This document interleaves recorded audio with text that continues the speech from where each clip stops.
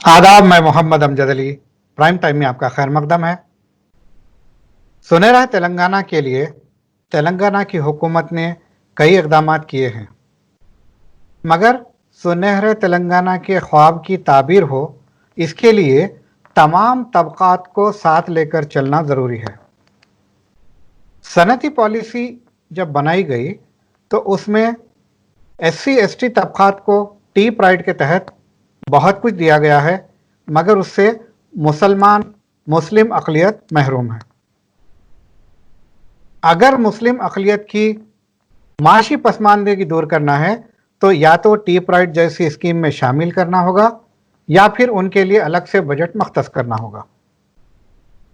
मुसलमानों की माशी बदहाली को आज हम डिस्कस करेंगे। Director Telangana chamber of trade and industries promotion के जनाब सैयद बंदगी बादशाह कादरी साहब से हम आज गुफ्तगू करेंगे। मौलाना, आपके क्या तासुरात है? सबसे पहले आप टी प्राइड जो स्कीम है उसके ताल्लुक से थोड़ा सरसरी नज़र डालिए। देखिए, टी प्राइड एक सनद व इरफत डिपार्टमेंट की मायानाज स्कीम है और जिसमें हर मुमकिना सहूलत ST और SC एंटरप्रेन्योर्स को दी गई है और उसमें भी इजाफा तरजीह अगर वुमेन एंटरप्रेन्योर्स हैं तो 5% ज़्यादा तरजीह दी जा रही है।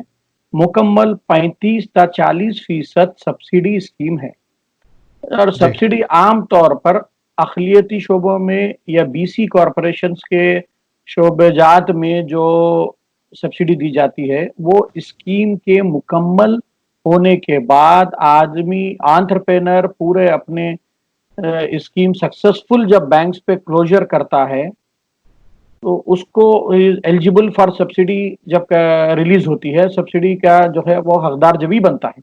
मगर ये जो स्कीम है बहुत ही एक्सेलेंट स्कीम है टी प्राइड। इसमें कैपिटल में सब्सिडी दी जा रही है। कैपिटल में आप जैसा कि अगर कोई एंटरप्रेन्योर का प्रोजेक्ट समझिए आप 2 करोड़ का है तो उसको जो है 75 lakh subsidy up front capital में दी जाएगी। जैसे capital subsidy, capital investment subsidy एक डिफरेंट चीज है जो आदमी एंटरप्रेन्योर को अपने स्कीम शुरू करने के साथ ही साथ बैंक के जो रिलीज होता है उसका प्रोजेक्ट कॉस्ट, उसी के साथ उसको ये इस रियायत से और सब्सिडी से मुस्तफिद हो जाता है एंटरप्रेन्योर। तो उसका जो टीथिंग स्टेज होता है, देखिए हर इंडस्ट्री का और ट्रेडर का, किसी भी एंटरप्रेन्योर का एक टीथिंग स्टेज होता है जो 6 मंथ्स का पीरियड होता है। उसके बाद वो ब्रेक इवन पे आ जाता है। आप अपने खुद साख्ता तरीके से जनरेट कर पे करने की सलाहियत उसमें हो जाती है। आई मीन टू से he will stand on his own foot by completing the hurdles and crossing the teething period. तो इस तरीके से जो है ये कैपिटल इन्वेस्टमेंट सब्सिडी की जो स्कीम है वो बड़ी बेहतरीन स्कीम है टी प्राइड की।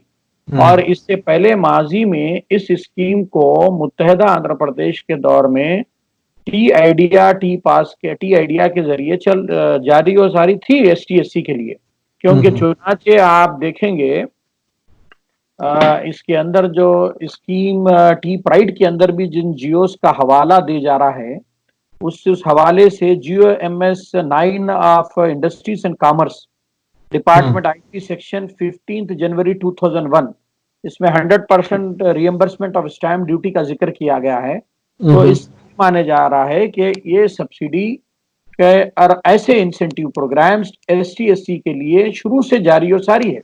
बात ये है कि हम यही चाह रहे हैं, देखिए अगर कोई अपनी कम्युनिटी की अपलिफ्टमेंट की बात करता है और जो कम्युनिटी की जरूरत है और अशद जरूरत है आज अक़लियतों को जो है अपलिफ्ट करने की, सचर कमेटी की रिपोर्ट ले लीजिए आप, जो है सारे माइनॉरिटी सुधीर कमीशन की रिपोर्ट ले लीजिए, हर जगह से जो है अक़लियतों का जो पसमानदा इस तबके अक़लियतों की जो फाइनेंशियल इकोनॉमिकल बैकवर्डनेस है वो जो है आन पार विद ST SC है और उनसे भी कई गुना वर्स सिचुएशन है। वो सारे रिपोर्ट्स में ऑलरेडी गवर्नमेंट की को पेश कर दिया गया है। और ये नुमाया चीज है तो मेरा बोलना ये है कि जब आपको दूसरे अक़लियती पसमानदागान के शोबाजात बीसी कॉरपोरेशन हो या एससी कॉरपोरेशन हो, एसटी हो, इसके सारे स्कीम जारी रखने के बाद ये सनत इरफत डिपार्टमेंट में मेन स्ट्रीम में भी इनके लिए जगह अल्हम्दुलिल्लाह काफी इनको एनकरेजमेंट है, प्रोजेक्ट्स है एसटी और रहना भी चाहिए। हमको उससे कोई वो नहीं है, मगर हमारा बोलना ये है कि मैं अगर अपनी कम्युनिटी की बात करूंगा अपलिफ्टमेंट की, तो मैं I am not a racist, I am a communal person to uplift my community. आज वक्त की जरूरत है। तो मेरी जो है आप अक़लियतों को सिर्फ आप 1 लाख 2 लाख की स्कीम अक़लियती state finance minority finance corporation जो महकमा है, एक कॉरपोरेशन है, उसके तहत आप 1 लाख 2 लाख की स्कीम को डिक्लेयर करके उनको जो है उस ऑफिस के हज हाउस में ऑफिस उसका कायम करदा है, उसके तहत लोग जो है वहीं चक्करें काटते फिरते रहते। तो उसके बाद जब वो बैंक को पहुंचते तो बैंक उनको डिस्क्वालीफाई करने के बाद ये स्कीम की जो भी उनकी बेनिफिट जो भी अप्रूव की गई है अक़लियत से, वो सैंक्शन नहीं होती। अगेन वो बैंक के हाथ में आके जो है उन्हें बोलते एज क्रॉस हो गए, आपका या इनकम सर्टिफिकेट नहीं है, आपका जो है फला नहीं है के तौर पे, या बैंक का तो एक तरीका क्या रहा है, वो लोग बोलते कि साहब हम अगर आप बात करें शैडो में बात बैंक से, तो वो बोलता है कि भाई known devil is better than unknown angel.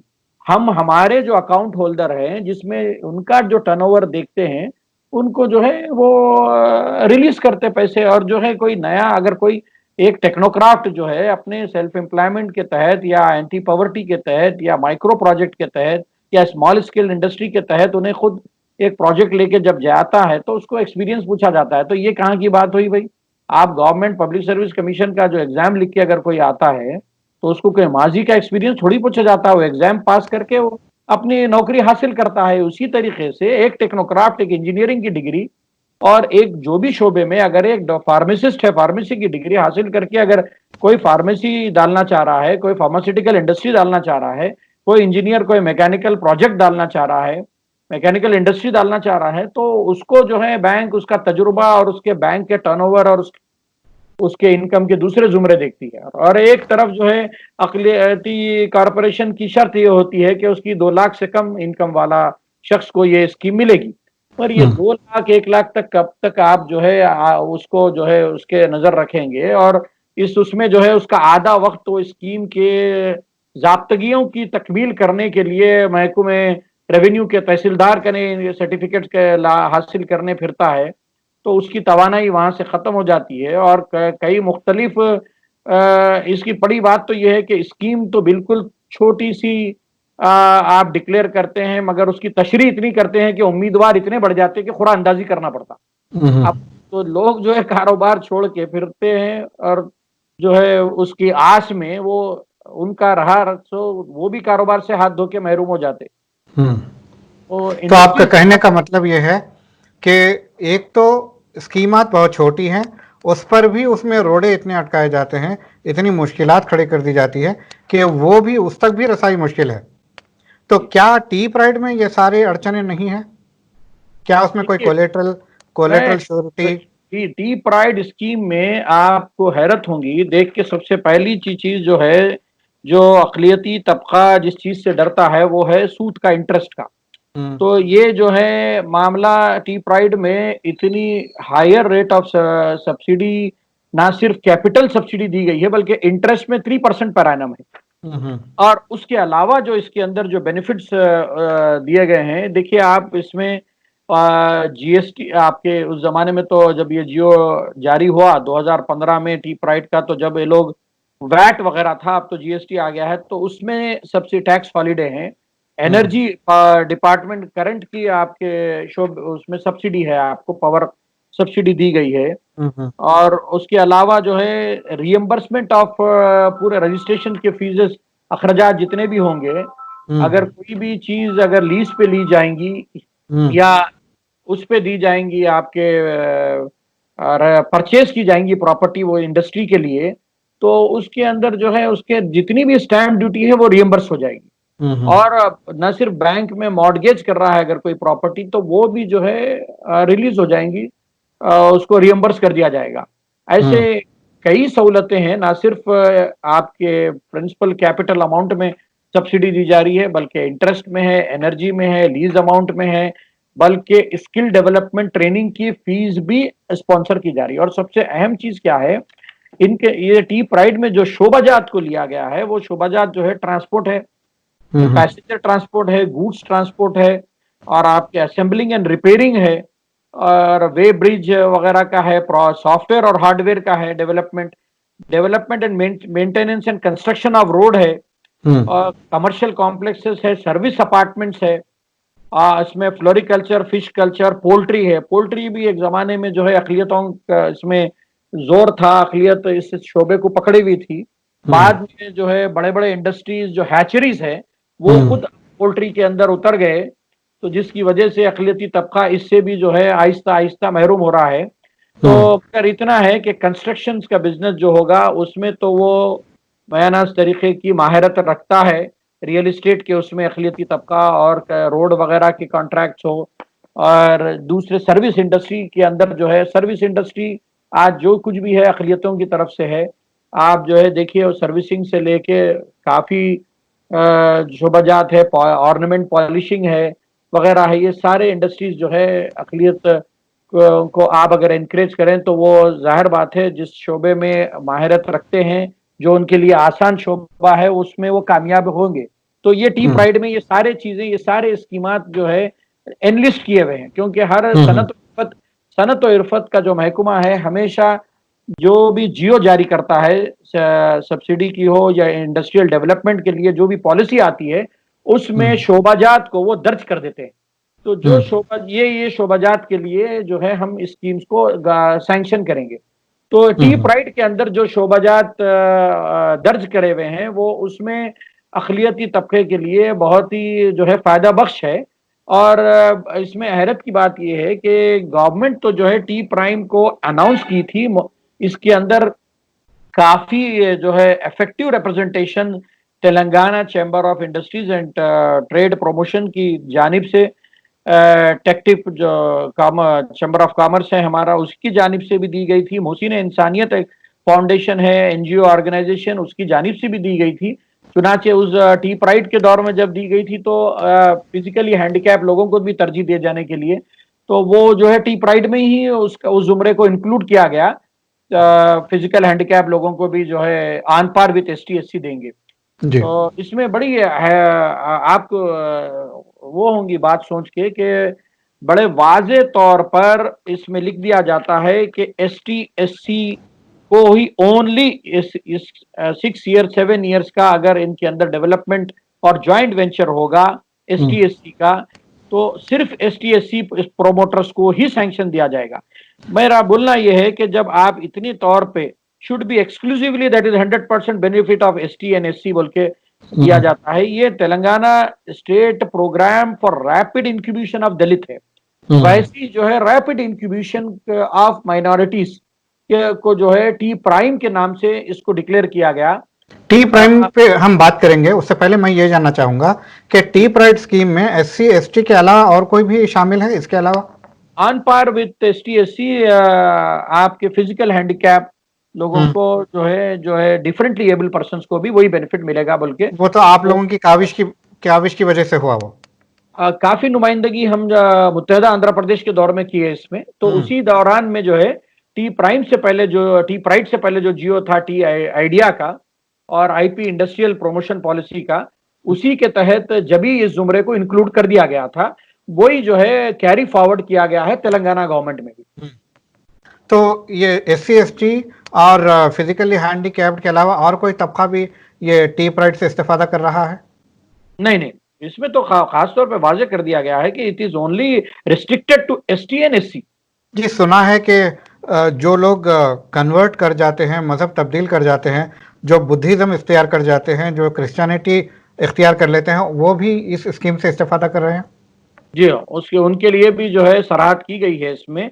वो आपके जियो एमएस नंबर जो है मैं आपको अभी बताता हूँ, आई थिंक 78 जियो एमएस है जो 2015 का है।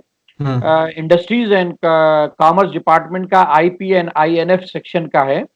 उस जियो के अंदर इसकी तो वो की गई है, एक सब क्लॉज है, वो क्लॉज में इनके राइट्स को जो कन्वर्ट किए हुए हैं उनके राइट्स को भी प्रोटेक्शन दिया जा रहा है कि वो अगर एसटी एससी के जुमरे से आके अकलियती उसमें क्रिश्चियनिटी को उसको बैप्टाइज किए हुए हैं तो उनके एसटी एससी राइट भी जो है इंटैक्ट रहेंगे, उनको जो है इसमें बेनिफिट दिया जाएगा।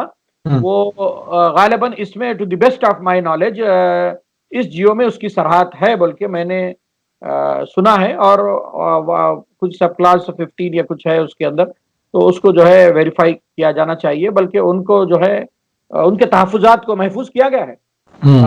जब उनके तहफुजात का ख्याल रखा गया है तो मुस्लिम अक़लियत तो रंगनाथ मिश्रा कमीशन के तहत और सचर कमेटी की रिपोर्ट के तहत और फिर लेटेस्ट सुधीर कमीशन की रिपोर्ट के तहत ये सारे तबकात से भी ज़्यादा पिछड़ी हुई कौम है मुस्लिम तबका।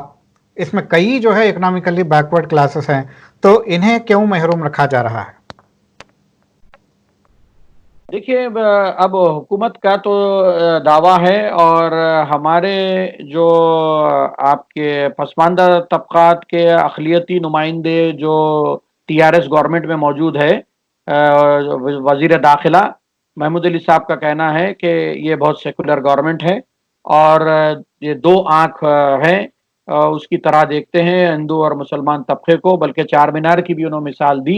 चारों तबका जात को जो है एक ही नजर चार मीनार जैसा ठहरा हुआ है, वैसी इनकी रियासत तेलंगाना की हुकूमत में है।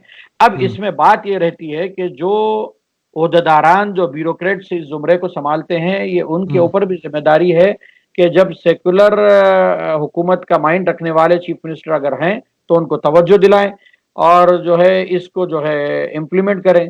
मगर माजी का और मौजूदा इतनी हुकूमत के जो हालात गुजरते आए हैं उससे तजुर्बा तो ये नहीं बताता है कि कोई मामले में जो है सीरियस फिक्र है गवर्नमेंट को, अक़लियत को। और अब हम सनद और इरफत की बात कर रहे हैं, मगर फिर इस जुमरा करीब आ जाता है वक्फ बोर्ड का, ना उसकी सुधार हो रही है ना किसी जो है आप देखिए चार मीनार के एक सेकंड, चार मीनार के चार मीनारों की बड़ी अच्छी मिसाल हमारे होम मिनिस्टर साहब तो देते हैं, मगर आपने भी गौर किया होगा जब भी आप चार मीनार को जाएं तो एक मीनार ज़ेर मरम्मत होती है, चारों मीनार मजबूत नहीं पाए जाते, हमेशा एक मीनार कमज़ोर। तो क्या ठीक उसी तरह मुस्लिम तबके का भी वही हाल है? चार मीनारों में से एक मीनार यानी कि मुस्लिम अक़लियत बहुत ही कमज़ोर है। जी बिल्कुल सही फरमाए आप। वो जो मरम्मत एक मीनार होते रहती है तो ना सिर्फ मरम्मत की जरूरत है, बल्कि फिर से इस कम्युनिटी को, अक़लियती तबके को सेंचने की जरूरत है। असर नौ से बिल्कुल ही तौर पे ठप कर दी गई है। देखिए जो भी इस्कीमात अक़लियत, देखिए मैं बताता हूं कि महकूमे अक़लियती बहबूद आने के बाद तो ऐसा हो गया कि अक़लियती बहबूद डिपार्टमेंट के तहत हमको मॉडगेज कर दिया गया। आप दूसरे तबकात को क्यों नहीं करे भाई? आप इंडस्ट्रीज में उनके इतनी बड़ी जगह रखे हैं और आप हमको ले आके घीटी डाल दिए हैं कि वक्फ बोर्ड के तहत हो या अक़लियती कॉरपोरेशन के तहत हो या उर्दू एकेडमी के तहत हो। उनका बजट का साइज क्या है और उनका जो है प्रोविजन क्या है और वो स्कीम्स क्या है उनके ने, तो उसके अंदर कहां से जो है माइनॉरिटीज तबका जो है, आपके सचर कमेटी हो, रंगनाथ मिश्रा कमेटी हो या सुधीर कमीशन जो रिजर्वेशन के उसमें सबमिट किया गया, कहां से वो बेनिफिट मिलेगा भाई? देखिए आप हमेशा जो है हम जो है फाइल दफ्तरी दस्तावेज की हद तक अक़लियती कमेटी अक़लियती तबका रह चुका है, क्योंकि आप देखिए 4-5 मरतबा जो है पार्लियामेंट्री कमेटी आई वक्फ बोर्ड के सुधार के लिए, वो अपनी रिपोर्ट सबमिट करी, क्या कोई रिपोर्ट इंप्लीमेंट हुई? क्या आमिलाना इख्तियारात आपके वक्फ बोर्ड को मिले? क्या उनके जायदादें सुधरे? देखिए इतना बेहतरीन नुमाइंदगी की थी जनाब अकबरुद्दीन अवैसी साहब ने, कहा था कि जो जायदादें जो है लैंको की तहत हो या जहां भी जद में आए हैं औकाफी जायदादें, बड़े बड़े कॉर्पोरेट इंडस्ट्रीज हैं, वहां पर अक़लियती तबके को रिजर्वेशन दें, जॉब दें। क्या उसके तहत कोई ऐसा जियो जारी कर दिया गया है कि इनके तहफुजात करें? जहां पर अक़लियती औकाफी जायदादों पर बड़े बड़े मल्टीनेशनल कंपनीज के प्रोजेक्ट्स और इंडस्ट्रीज कायम कर दिए गए हैं और वो जो है तनाज़े में है, सब जुडिसाइज है मैटर। तो वैसी जगहों पर बल्कि वाज़े तौर पे प्रॉपर्टीज तो गजट में छपे हुए हैं। अब रहा मैटर जो है, देखिए ब्रीदिंग प्लेस है, जुडिशियल जगह पर लोग जाते हैं उस पे अपना इंसाफ के तवक्को से, और उसके अंदर तो मैं कोई बात नहीं कर सकता, सब जुडिसाइज नहीं होना चाहता मैटर में। तो अब मगर एक बहुत अच्छा जो है इसका जरिया सलूशन निकाले थे, उन्होंने असेंबली में कहा था कि भैया आप अक़लियती तबके को उस जायदादों पे जो इंडस्ट्रीज ठहरे हुए हैं वहां पर रिजर्वेशन दीजिए जॉब का। तो वो भी नहीं हुआ ना साहब। तो अगर इंप्लीमेंट होता तो कुछ रोजगार मिल जाता। बल्कि फाइनेंस डिपार्टमेंट का एक जियो है कि आउटसोर्सिंग एम्प्लॉयज के लिए भी तहफुजात अक़लियतों के तमाम तबकात के पसमानदगान तबकात के तहफुजात जरूर मेंटेन किया जाए। तो क्या वो जियो की पाबजाई हो रही है आउटसोर्सिंग एम्प्लॉयमेंट जो एम्प्लॉयमेंट हो रहा है? अब अक़लियत कमिश्नरेट जो कायम कर दिया गया है, director of minorities welfare department है, जो एक सुपरवाइजरी अथॉरिटी है कॉरपोरेशन की, वक्फ बोर्ड की, सबकी। वो एक सारे प्रपोजल जो है उसके तहत जाते हैं, जिसको शाहनवाज कासिम साहब डिपुटेशन पे हेड ऑफ द डिपार्टमेंट है। आप उस डिपार्टमेंट में क्या 1% भी रिजर्वेशन है? 1% भी माइनॉरिटी काम कर रही है? दूसरे पंचायत राज डिपार्टमेंट और मुख्तलिफ डिपार्टमेंट से लोग आके उसमें ना सिर्फ ऑब्जर्व हो गए हैं, बल्कि जो है विदाउट क्या बोलना चाहिए, आपके डीपीसी प्रमोशन कमेटी के बगैर अपने प्रमोशंस को हासिल करके अच्छे पोजीशंस पे बैठे हुए हैं।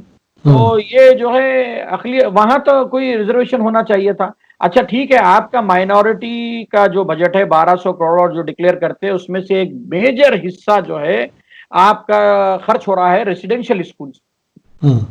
तो उसमें रेजिडेंशियल स्कूल माइनॉरिटीज का जो है वो उसमें तमाम तबकात भी है ना, उसमें बीसी भी पढ़ रहे हैं, एससी भी पढ़ रहे हैं। आप शहर में रहेंगे तो आपको जहां पर पॉपुलेशन है अक़लियतों का, तो रेजिडेंशियल स्कूल में आपको बच्चे दिखेंगे। मगर आप जब तमाम स्टेट में जाएंगे तो दूसरे पसमानदगान तबकात भी उसमें पढ़ रहे हैं। मगर वो बजट तो बिल्कुल माइनॉरिटीज वेलफेयर डिपार्टमेंट का बजट है, कोई एसटी एससी का और बीसी कॉरपोरेशन का बजट नहीं है। अक़लियत के नाम से असेंबली में दिया जाता है, माइनॉरिटीज डिपार्टमेंट का नाम लेके। तो क्या उसके अंदर जो टीचर्स का तकर्रुरात हुए उसमें कोई तहफ़्फ़ुज़ जो है, क्योंकि वो एक्सक्लूसिव बजट था, एक्सक्लूसिव बजट था। आप जब गवर्नमेंट जॉब की बात हो रही है तो 4% तो रिजर्वेशन है, वो मंजूर शुदा है, और 12% जो है जेर गौर और जेर नजर है। वो कब होने वाला नहीं है पता नहीं, अब जब भी होगा तो वो उसको जो है रिट्रोस्पेक्टिव इफेक्ट अगर कैलकुलेट किया जाए तो 12% से आप ले लीजिए, 6 साल की हुकूमत हो गई तो हम जो है 60% पीछे चले गए। तो इस तरीके से जो है कैलकुलेशन करना चाहिए। और मैं तो बोलता हूँ भाई, रिजर्वेशन खैरात क्यों देते हैं? हमारे पॉपुलेशन की बेस पे प्रपोर्शनेट रिजर्वेशन दीजिए, हमारा representation on the base of population. Sir बात तो वही हुई। या तो आप डिक्लेयर करें कि फला फला परसेंटेज रिजर्वेशन देंगे, या फिर जैसा आप तजवीज़ फरमाते हैं कि पॉपुलेशन के परसेंटेज के बेसिस पर तहफ़्फ़ुज़ात दिया जाए। बहरहाल तहफ़्फ़ुज़ात तो होने चाहिए, वरना अक़लियतों का, ख़ासतौर पर मुस्लिम अक़लियत का डेवलपमेंट नामुमकिन है। एक तो मुस्लिम अक़लियत को बजट बहुत कम दिया जाता है, उस पर भी सितम ज़रीफ़ी ये है कि पूरा बजट खर्च नहीं होता, 50% से ज़्यादा बजट वापस चला जाता है। रोना ये है कि स्टाफ की कमी है। भाई स्टाफ आप अपॉइंट करते क्यों नहीं? चाहे वो माइनॉरिटी फाइनेंस कॉरपोरेशन हो, चाहे उर्दू एकेडमी हो, चाहे वक्फ बोर्ड हो, ये तमाम डिपार्टमेंट्स का यही रोना है कि अंडर स्टाफ है, लोग नहीं है काम करने के लिए।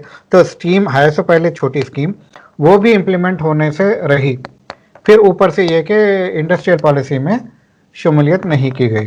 तो ऐसे में मुस्लिम अक़लियत कैसे जो है तरक्की कर पाएगी? देखिए वो तो आप देखिए, जिस जमाने में गवर्नमेंट जॉब्स के मामले में जो है नजरअंदाज किया गया, तो अक़लियती तबका जो है मिडल ईस्ट और गल्फ कंट्रीज की तरफ आगे बढ़ा। तो उनकी अल्हम्दुलिल्लाह एक एनआरआईज की अपनी एक पैरेलल इकोनॉमी बन चुकी थी और मुख्तलिफ बल्कि फॉरेन एक्सचेंज की वैल्यू एनआरआईज की वजह से ही कंट्री की जो है एक्सचेंज वैल्यू बढ़ती है और उससे बहुत बड़ा माइट कंट्रीब्यूशन रहा एनआरआईज का। अब जो है वो भी चांसेस नहीं रहे, क्योंकि जो है अब वो बैरूनी ममालिक में अब हर कोई अपनी अपनी मुल्क में जो है टेक्नोक्राफ्ट्स की शोबेज की और वहाँ के लोगों को तरजीह देने का जो है पॉलिसी अख्तियार की जा रही है। अब वो चार्म नहीं रहा है गल्फ और मिडल ईस्ट का भी। अब यही जो सेल्फ एम्प्लॉयमेंट स्कीम्स हो जो भी देखिए, मगर गवर्नमेंट ऑफ इंडिया के सब कुछ सीरियस प्रोजेक्ट्स हैं, उसके लिए स्टेट गवर्नमेंट को has to play a vital role for becoming a delivery agency. और जो है सिटीजन चार्टर होना चाहिए जिससे गवर्नमेंट ऑफ इंडिया के स्कीम्स को भी नुमाया तौर पे वो करना चाहिए। देखिए, स्कीम तो कोई सी भी हुकूमत हो दीजिए, कितनी भी किस्म की तासुब हो दीजिए, बजट के मामले में अपने तहफ़्फ़ुज़ और अपने जो है मामलात को बताने के लिए वो काफी स्कीम्स को डिक्लेयर करते हैं। अब स्कीम का ग्राउंड होना इंपॉर्टेंट है। It should reach to the end user, realise होना। आपके अक़लियती बजट में डिक्लेयर एक होता है, बीआरओ इशू होता है एक, उस पे फिर रिलीज होता है, रिलीज के बाद यूटिलाइजेशन। ये तीनों में आप जो अगर आप तजिया करें तो 30% आप बजट रियलाइज करते हैं, यूटिलाइज करते हैं। तो इसका इफेक्टिव इंप्लीमेंटेशन, पहले तो जो बजट डिक्लेयर कर दिया गया असेंबली में 100% वो 4 क्वार्टर्स में डिवाइड करके बराबर तौर पर रिलीज होना चाहिए और महकमा जात को उनकी कैडर स्ट्रेंथ इंप्रूव कर कर, एम्प्लॉइज का तकर्रुर कर कर उन पे पाबंदी लगाया जाए कि 100% बजट यूटिलाइज हो। और एक बात यह है जी, और एक बात यह है कि पिछला टर्म जब पहली हुकूमत तेलंगाना का फर्स्ट टर्म चल रहा था, उस वक्त मैंने महमूद अली साहब से इंटरव्यू लिया था जब वो डिप्टी चीफ मिनिस्टर थे। तो उस वक्त मैंने दरियाफ्त किया कि पहले तो इतना कम बजट है, उस पर भी बजट पूरा इस्तेमाल नहीं हो रहा है, ऐसा क्यों है? तो उन्होंने कहा कि बजट का अमाउंट तो हम डिक्लेयर करते हैं मगर उतना पैसा मैसर नहीं होता है, हमको जितना वसूल होता है उस बेसिस पर हम रिलीज करते हैं। तो गोया कि ये बात हुई, जो नॉमिनल बजट है वो बजट भी पूरा रिलीज नहीं होता है। फाइनेंस डिपार्टमेंट की अपनी एक मजबूरी रहती है, वो स्टेट का फाइनेंशियल सिचुएशन से बजट को टाइटनिंग करके रिलीज करते हैं। उसके साथ साथ अक़लियती डिपार्टमेंट भी यूटिलाइज प्रॉम्प्ट तरीके से करके अगर अपना जो है दरकार बजट के लिए पेशरफ रहे तो फाइनेंस डिपार्टमेंट भी जो है मजबूर हो जाता है। और वो एक गवर्नमेंट की एक ब्लैंकेट पॉलिसी है कि फाइनेंस डिपार्टमेंट हमेशा टाइटनिंग ऑफ बजट करना उनका फाइनेंस सेक्रेटरीज का काम है। अब मगर मैं बोलता हूं कि जो फिगर्स आप बता रहे हैं वो फिगर्स इतने ही बताएं, इतने ही डिक्लेयर करें कि लोग जो है इसमें आस में रहते हैं। 1200 करोड़ मिल रहे हैं, तो क्यों भाई 1200 करोड़, आप जब 300-400 करोड़ दे रहे हैं तो उसी की बात करें, उसी को रिलीज करें। बिल्कुल, सिर्फ एक धोखा हो जाएगा वरना कम्युनिटी के लिए। अब आप थोड़ा जो टी प्राइम के ताल्लुक से आप बता रहे थे, इसके क्या तजावीज़ है और इसको किस तरह से मुमकिन बनाया जाए, इसको जो है पास करने में रुकावटें क्या क्या है? देखिए, ये ऑलरेडी जो है letter number C1546 CMW admin 2015 dated 31 दिसंबर 2018 में शाहनवाज कासिम साहब की जानिब से डायरेक्टर माइनॉरिटी वेलफेयर डिपार्टमेंट से सेक्रेटरी माइनॉरिटी वेलफेयर डिपार्टमेंट को पॉलिसी काफी तवील डिस्कशन के बाद टी आइडिया के रेफरेंसेस देते हुए T prime industry policy forward की गई। इसमें बड़ी अहरत की बात यह है कि ये स्कीम तो बिल्कुल मिनोन ST SC को जो दी गई है उसी पर सेम पॉलिसी को अडॉप्ट करने के लिए तस्करा किया गया है। मिनोन वही पॉलिसी दिया जाए तो ताकि सारे बेनिफिट्स एंटरप्रेन्योर्स को मिलें जो फिजिकल टारगेट भी दिया गया है। इसमें देखिए आप, ये जियो नंबर MS-16 जारी हुआ था, उसमें जो है 100 एंटरप्रेन्योर्स का फिगर दिया गया था, साल में 100 एंटरप्रेन्योर्स को दिया जाए। और हैरत की बात यह है कि इसमें कमेंसमेंट ऑफ डेट क्लियरली लिखी हुई है कि इट विल अफेक्ट फ्रॉम 1 जनवरी 2019। आज तक इसकी पॉलिसी और जियो इशू नहीं हुआ। 1.5 साल हो गया। हाँ, अब इसकी जो मियाद है वो अप टू कब तक है? 31 दिसंबर 2030। हम्म तो ये कागजी दफ्तरी फाइल में बर्फदान की नजर हो चुकी है, हम्म और इसके ऊपर जो है तवज्जो दिलाना काम जो है मुशीर अखिलियती बहबूद हम्म और आपके जो है इस डिपार्टमेंट के सेक्रेटरी जो भी वक्तन फौक्तन तब्दील होते जाते हैं, हम्म उनका काम है कि इसको वो करें और इंडस्ट्री पॉलिसी से वो करें। मेरी मुलाकात जो है मानिक राज साहब, जो साबिक में जब इंचार्ज थे इंडस्ट्रीज डिपार्टमेंट के, फिर हम्म वो कलेक्टर संगारेड्डी पोस्ट कर दिए गए थे, तो मैं वहां जाके मिला था, तो उन्होंने कहा था कि इतनी बेहतरीन पॉलिसी है, सिर्फ इसको इन टोटो एस टी प्राइड इंप्लीमेंट कर दिया जाए। और हम्म चुनाचे जियो 16 में बड़ी अच्छी तरीके से सराहत कर दी कि इंप्लीमेंट एजेंसी इंडस्ट्रीज डिपार्टमेंट को ही बनाए हम्म वो ही सही तौर पे सनद इरफत का महकुमा है, जिस तरीके से इंसाफ कर रहा है दूसरे डिपार्टमेंट्स के एस टी एस सी का, वही जो है इसको प्रॉपर इंप्लीमेंट कर सकता, तो जी उसको बनाया गया। हम्म अब वो मजीद फिर कमिश्नर ऑफ इंडस्ट्रीज बन के आए हुए हैं मानिक राज साहब। तो हमारी पुरजोर अपील है महकमे सनत और इरफत से कि सेक्रेटरी और कमिश्नर इंडस्ट्रीज और आपके अखिलियती बहबूद के जिम्मेदारान ओहदेदारान, हम्म वो चुना कमिश्नरेट हो या सेक्रेटरी हो या आपके मुशीर आला एडवाइजर अखिलियती बहबूद हो, कि इसमें बहुत जल्द से जल्द वो रोल प्ले करें। बल्कि पोस्ट लॉकडाउन और कोविड के पस मंजर में जो लोग बेरोजगार हो गए हैं, और ना सिर्फ बिलो पॉवर्टी लाइन तबके को तो कहीं से चैरिटी मिल जाती है, हम्म बल्कि लोअर मिडिल क्लास और अपर मिडिल क्लास तबका जो है वो भी इस वक्त बहुत ही कशमकश का शिकार बना हुआ है। आप हम्म गौर करेंगे कि मैं एक ऐसी चीज गौर कर रहा हूं, जो स्कूल इंस्टीट्यूशन जो है ऑनलाइन क्लासेस जो चला रहे हैं, तो उसमें कई बच्चे 20-30% बच्चे इस डर से क्लास को अटेंड नहीं कर रहे हैं कि हम अटेंड करने से हमको फीस देना पड़ेगा और हम्म हमारे वालिद का कारोबार पूरा ठप हो गया।